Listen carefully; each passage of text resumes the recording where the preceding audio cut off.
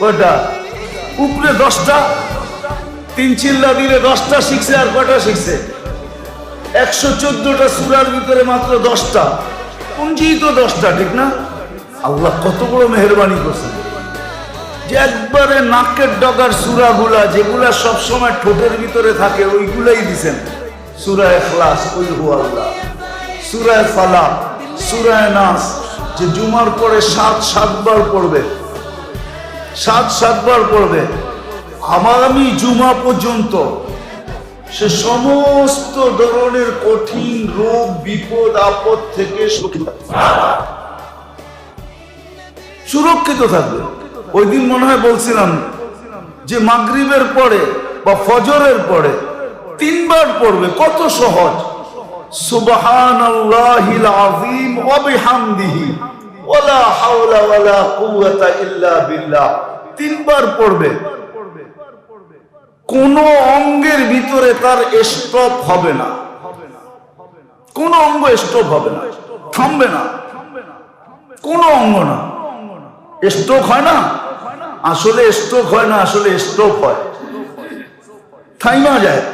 Heart আগের মতো চলে না, থাইমা গেছে, হবে না, গ্যারান্টি। প্যারালাইসিস হবে না। সাহাবী রাসূল কসম খেয়ে বলছে হবে না। কে পড়ে? আল্লাহ তো দিছিলেন, নিয়মও দিছে, পদ্ধতিও দিছে, মেডিসিনও দিছে। আবার বলছে 3 সূরার সাথে যদি সূরা ফাতিহা 7 বার মিলায় নাও, তাহলে তোমার পিছনের গুনাহ মাফ। পিছনের গুনাহ, আগে পিছের গুনাহ মাফ, পিছনের না, আগেরটাও মাফ। পদ্ধতি দিছেন, পড়েন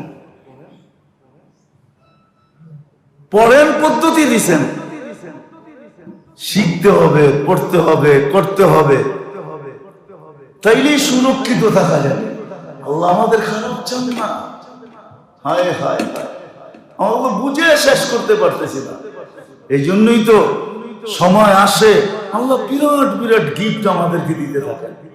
জিলহজ মাস এখনো চলতেছে, কিন্তু প্রথম 10 দিন বিরাট বড় একটা গিফট দিয়েছেন আমাদেরকে, ঠিক না? হ্যাঁ, 10 দিন আসতেছে সামনে মুহররম, ওইখানে আবার আরেকটা হবে। বড় বড় সুযোগ আল্লাহ আমাদেরকে দিতেছেন। এই জন্য মেরে দোস্ত, পায়ে হাত রেখা বলি শিখেন, লাভ নিজেরই হবে। শুধু দুনিয়ায় হবে এমন না, দুনিয়া তো হবে আখিরাত।